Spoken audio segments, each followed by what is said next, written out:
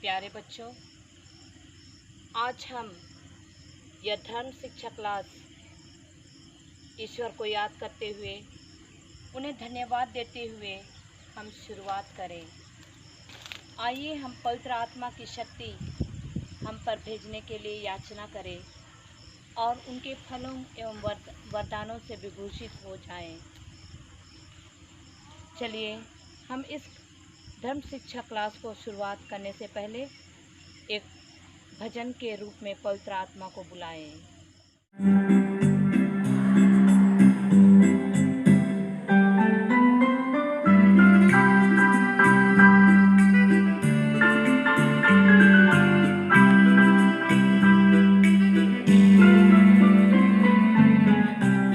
फिर से वो आग बरसा दे, फिर से तूफान आने दे, तेरी महिमा से, तेरे सामर्थ से, फिर से तो अभिषेक कर दे।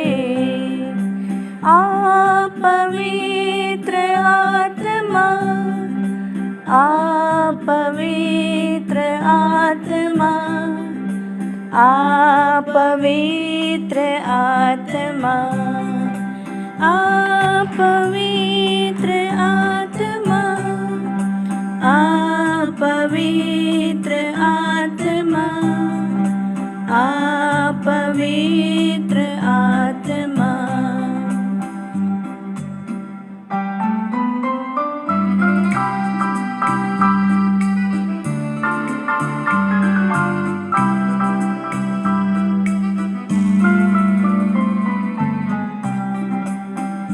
बहने दो उस हवा को, छू ले हर एक दिल को, तेरा दर्शन हमें मिले।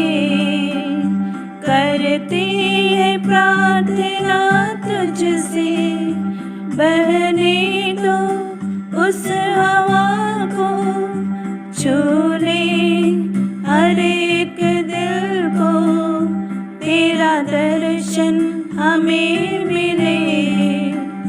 करते हैं प्रार्थना तुझसे, तेरी महिमा से, तेरे सामर्थ्य से, फिर से तो अभिषेक कर दे। आ पवित्र आत्मा, आ पवित्र आत्मा, आ पवित्र आत्मा, आ पवित्र आत्मा, आ पवित्र आत्मा, आ पवित्र आत्मा।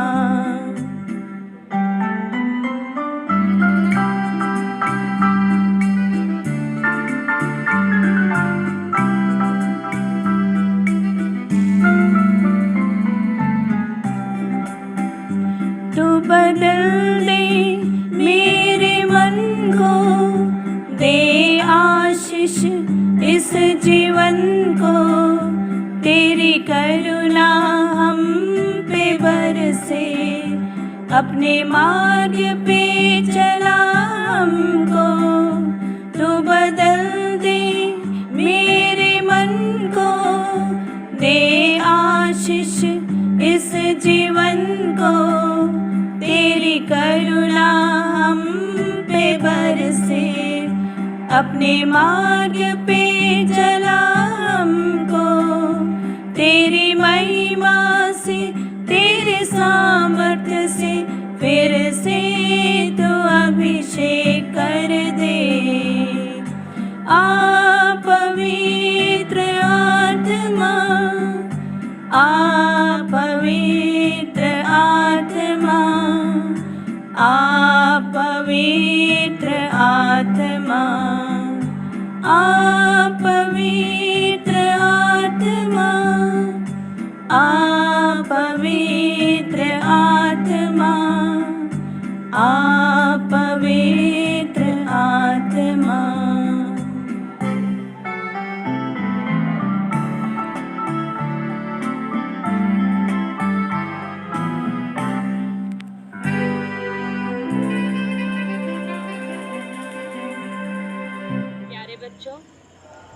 आज हम पाठ 5 उसका शीर्षक है इस्राएल राष्ट्र का उद्भव और पतन।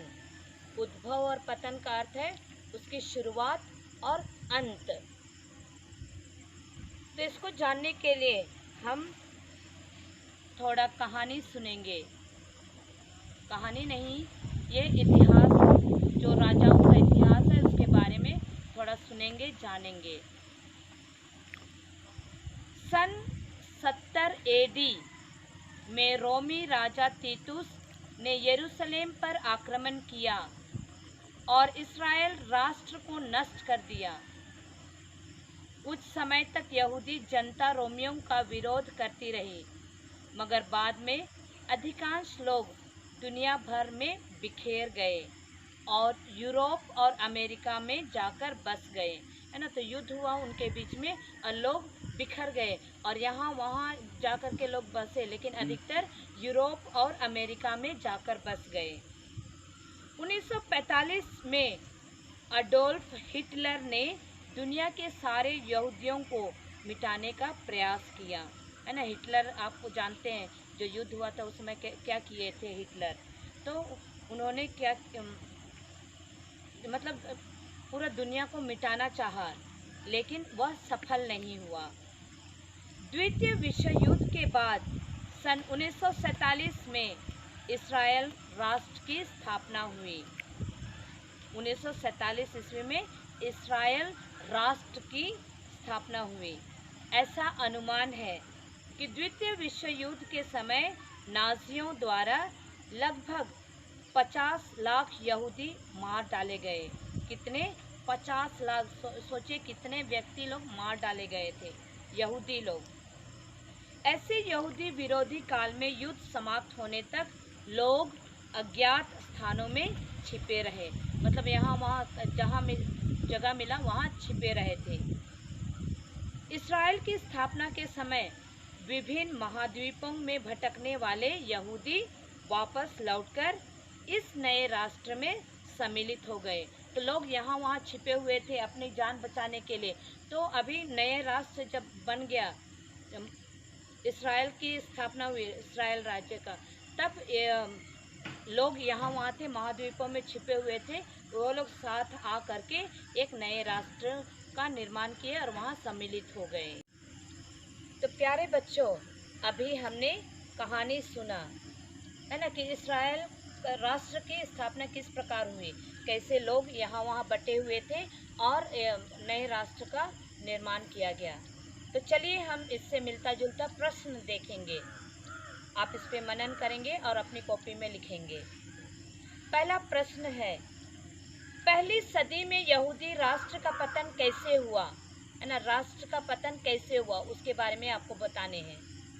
दूसरा प्रश्न है, हिटलर ने यहूदियों को क्यों नष्ट करना चाहा, है ना। हिटलर कैसे व्यक्ति थे और क्यों राज्य को नष्ट करना चाहा, यहूदियों को क्यों नष्ट करना चाहा। तीसरा प्रश्न है, यहूदी लोगों के प्रति आपके मन में कैसी धारणा है। ये आप मनन करेंगे और खुद उसका उत्तर लिखेंगे। अभी हम पाठ के आगे बढ़ते हैं। यहूदियों की कनान देश में वापसी, है ना। यहूदी कनान देश में कैसे वापस आ रहे हैं उसके बारे में यहाँ पर समझाया जा रहा है, बतलाया जा रहा है। तो आप अच्छी तरह से सुनेंगे, समझेंगे और इससे मिलता जुलता प्रश्न आएंगे, उसका जवाब अपनी कॉपी में लिखेंगे। तो चलिए हम चलते हैं। यहूदी लोग यीशुआ के नेतृत्व में चमत्कारपूर्ण ढंग से यरदन नदी पार कर कनान देश पहुँचे, है ना। यरदन नदी पार करते समय ईश्वर इनके साथ थे, है ना, यहूदियों के साथ थे। और एक क्या बोलते, पानी, यरदन नदी को क्या किया, दोनों साइड में पानी को बांट दिया था और बीच में रास्ता बना दिया। जैसे ही यहूदी पार हो चुके, मिस्रियों ने उन पर आक्रमण करने के लिए जा रहे थे पीछे। जैसे यहूदी निकल गए बाहर, ये जैसे नदी के सामने पहुँचे, पानी क्या हो गया, दोनों तरफ से मिल गया और मिस्रियों को मार डाला गया था। मिस्र की गुलामी से आज़ाद होकर कई साल मरुभूमि में बिताने के बाद इस्राएली प्रतिज्ञा देश पहुँचे, है ना। प्रतिज्ञा देश पिछले पाठ में भी हम सुने थे, है ना। ईश्वर ने यहूदियों से प्रतिज्ञा किया, इस्राएलियों से प्रतिज्ञा किया था कि मैं कनान देश दूंगा, और वो लोग चलते रहे, है ना। 40 वर्षों तक वो लोग दिन रात चलते रहे, और फिर अंत में अभी कनान देश पहुंच गए हैं। उस समय कनान देश फिलिस्तीनी और कनानियों के अधिकार में था, इसलिए यरीको पर कब्जा करना इस्राएलियों की शक्ति से परे था, है ना। उस समय एक फिलिस्तीनी और कनानियों का अधिकार था वहाँ कनान देश में, तो इसलिए थोड़ा कब्जा करने के लिए, यरीको में कब्जा करने के लिए थोड़ा समय लगा। मतलब पता नहीं कर पाएंगे, कब्जा नहीं कर पाएंगे, उनको नहीं मालूम था। ईश्वर के आदेश अनुसार पुरोहित व्यवस्थान की मंजूषा लेकर नगर की दीवार के बाहर 7 दिन परिक्रमा किए, और 7वें दिन यरीको की पक्की मजबूत दीवार गिर गई, है ना। ये मतलब प्रभु यीशु ईश्वर का उपस्थिति मंजूषा जो बनाया गया था उसको परिक्रमा के द्वारा पूरा परिक्रमा कर दिए गए 7 दिनों तक, और 7वें दिन तक वो दीवार क्या हो गया, यरीको की पक्की दीवार जो मजबूत बनी हुई थी वो गिर गया। इस प्रकार चमत्कारपूर्ण ढंग से इस्राएलियों ने यरीको को अपने अधीन कर लिया। तो बच्चों चलिए हम आगे बढ़ते हैं। न्यायकर्ता राष्ट्र के चमत्कारी नेता, है ना। न्यायकर्ता राष्ट्र के चमत्कारी नेताओं के बारे में हम जानना चाहेंगे यहाँ और जानेंगे। तो चलिए हम सुनते हैं क्या होता है इसमें। यहोशू की मृत्यु के बाद यहूदियों का कोई नेता नहीं था। भले ही लोगों ने एक ही सच्चे ईश्वर की आराधना करने की प्रतिज्ञा की थी, किंतु धीरे धीरे वे पड़ोसी कनानी और फिलिस्तीनी रीति रिवाजों और देवी देवताओं को अपनाने लगे, है ना। हालांकि उन्होंने प्रतिज्ञा किया कि एक ही ईश्वर, सच्चा ईश्वर की आराधना करेंगे, लेकिन वहाँ पर कई देवी देवताएं थे, उनको मानने लगे थे। पड़ोसी लोग इस्राएलियों के उनके देश में आने से संतुष्ट नहीं थे, और उन घुसपैठी इस्राएलियों को वे अपने देश से भगाने के लिए उन पर आक्रमण करते थे। मतलब इस्राएलियों को कनान देश में नहीं रखना चाहते थे, इसलिए बार बार आक्रमण करते थे, लड़ाई करते थे। संकट के समय इस्राएली ईश्वर की ओर मुड़कर सहायता के लिए प्रार्थना करते थे, है ना। हम भी जब हमारे जीवन में मुसीबत आती है, संकट आती है, हम भी ईश्वर से प्रार्थना करते हैं। तो इसी तरह इस्राएली भी ईश्वर से प्रार्थना कर रहे। प्रभु उनके पूर्वजों को दिए गए वचन और निर्धारित विधान के अनुसार उन पर दया करता था। ऐसी स्थिति में ईश्वर इस्राएलियों में से किसी एक को नेता नियुक्त करता था, जो लोगों को एकत्र कर शत्रुओं का सामना करता और इस्राएलियों को अपने पूर्वजों द्वारा अपनाई गई उपासना विधि का मार्ग दिखलाता था। ये साफ लिखा हुआ है क्या क्या किया गया है। ये नेता न्याय की रक्षा तथा अन्य ऐसे कार्य भी करते थे जिन्हें करना राज्य का कर्तव्य था, इसलिए वे न्यायकर्ता कहलाए। तो जो राजा न्याय किए, जो भी लोगों के प्रति अच्छा कार्य किए, तो वे लोग न्यायकर्ता कहलाए। न्यायकर्ता ऐसे करिश्माई और विवेकी नेता थे जो राजनीति और लड़ाई में लोगों की अगुवाई करते थे। आगे हम देखेंगे न्यायकर्ताओं के ग्रंथ में कुछ प्रमुख न्यायकर्ताओं का उल्लेख है। सबसे पहले हम देखेंगे दबोरा न्यायकर्ताओं के ग्रंथ से अध्याय 4-5 वाक्य में। फिर है गिदोन अध्याय 4 वाक्यांश 6, 7, 8, 6, 7, 8। समसोन अध्याय 4 वाक्यांश 13, 14, 15, 16, 13, 14, 15, 16 आदि। इन सब ने लोगों को उनके विरोधियों पर विजय दिलाई और अपने जीवन काल में उन वंशों पर शासन किया जिनका वर्णन पवित्र बाइबल में समस्त राष्ट्रों के शासक के रूप में किया गया है। यद्यपि पवित्र बाइबल में इनका वर्णन विस्तृत रूप से नहीं किया गया है, पर वास्तव में न्यायकर्ता वंशों के नेता थे। इस कारण सभी 12 वंशों को एकजुट बनाए रखने वाला कोई न्यायकर्ता नहीं आया, मतलब कोई राजा नहीं आए। लोग एक सच्चे ईश्वर को छोड़कर अन्य देवताओं की पूजा करते रहे, जिसके दंड स्वरूप ईश्वर ने शत्रुओं को उन पर आक्रमण करने दिया, है ना। तो जब हम ईश्वर से भटक जाते हैं, दूसरी देवी देवताओं की पूजा करते हैं, तो ईश्वर हमारे जीवन में भी दुख तकलीफ मतलब दंड स्वरूप दुख तकलीफ भेजते हैं और इसके द्वारा आक्रमण किया जाता है हम पे। इस प्रकार न्यायकर्ता पैदा हुए जिन्होंने लोगों को शत्रुओं के चंगुल से छुड़ाया। सामुएल अंतिम न्यायकर्ता था जिसके माध्यम से राजाओं का शासन प्रारंभ हुआ। तो सामुएल अंतिम न्यायकर्ता थे, वही राजाओं का शासन प्रारंभ हुआ। बच्चों, हम पाठ से आगे बढ़ेंगे। इसका टॉपिक है राजा और इस्राएली राष्ट्र, है ना। राजा और इस्राएली राष्ट्र किस तरह क्या किए हैं उसके बारे में हम जानेंगे। कनान देश और उनके आसपास के निवासी फिलिस्ती, आमोनी, आमोरी, अमालेकी आदि इस्राएलियों पर लगातार आक्रमण किया करते थे। तो अलग अलग देशों का नाम है, वे लोग अलग अलग समय पर इस्राएलियों पर आक्रमण करते थे। इनका मुकाबला करने के लिए इस्राएलियों के बीच कोई अस्थायी नेता नहीं था, है ना। कोई राजा नहीं थे कि वे मतलब युद्ध को, आक्रमण को संभाले और मतलब जीते और कुछ भी करें। तब इस्राएलियों ने सामुएल से एक राजा की मांग की, है ना। इस्राएली बहुत परेशान थे, तो उन्होंने सामुएल से एक राजा की मांग की। तो चलिए हम देखते हैं।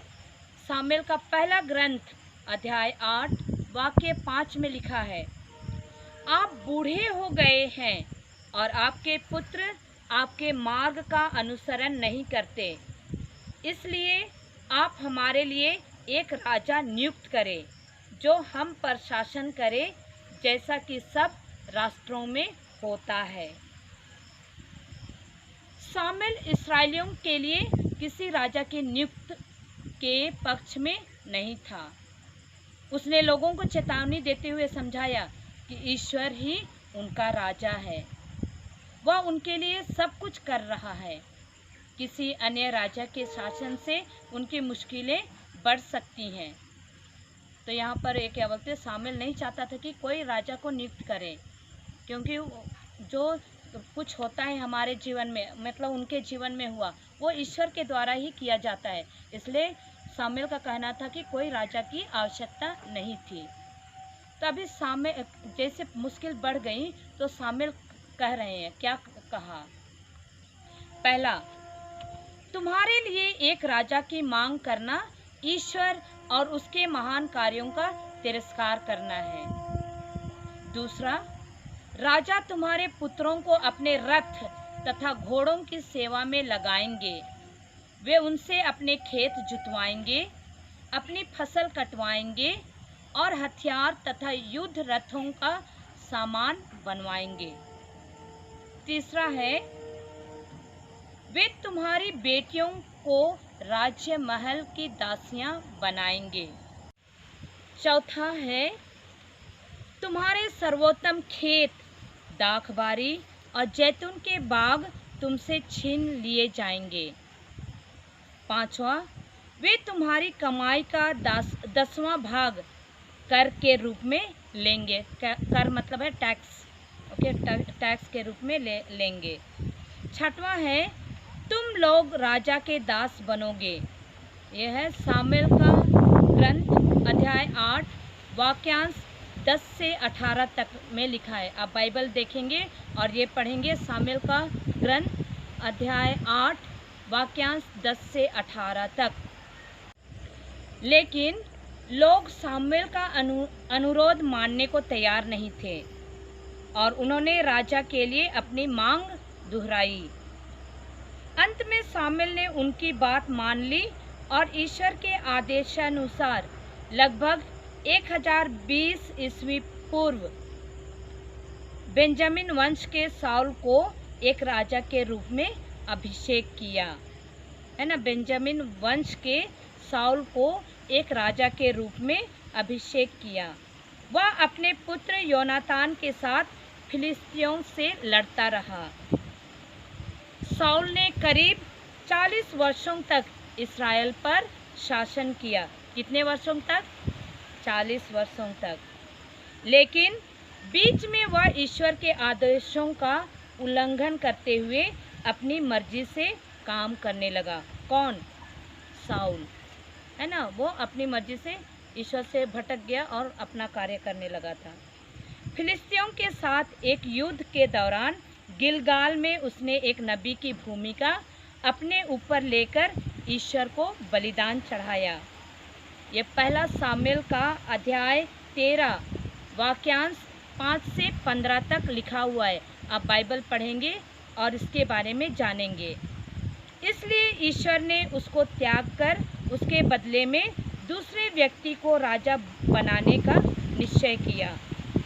तो हम देखेंगे सामुएल का पहला ग्रंथ अध्याय 13 वाक्य 14 में लिखा है, प्रभु ने अपने मन के अनुकूल एक पुरुष चुना है, उसने उसे ही अपनी प्रजा का शासक नियुक्त किया है, क्योंकि तुमने प्रभु द्वारा अपने को दी गई आज्ञा का पालन नहीं किया है। प्यारे बच्चों, आज का धर्म शिक्षक क्लास अब हम यहीं समाप्त करने जा रहे हैं और वही प्रार्थना को हम दोहराएं जो प्रभु यीशु अपने शिष्यों को सिखलाए थे। हे हमारे पिता जो स्वर्ग में है, तेरा नाम पवित्र माना जाए, तेरा राज आए, तेरी इच्छा जैसे स्वर्ग में है वैसे ही पृथ्वी पर भी हो।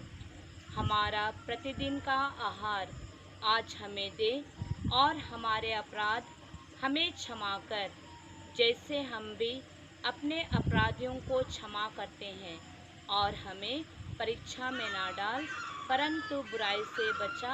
आमीन। पिता और पुत्र और पवित्र आत्मा के नाम पर आमीन। जय यीशु। धन्यवाद।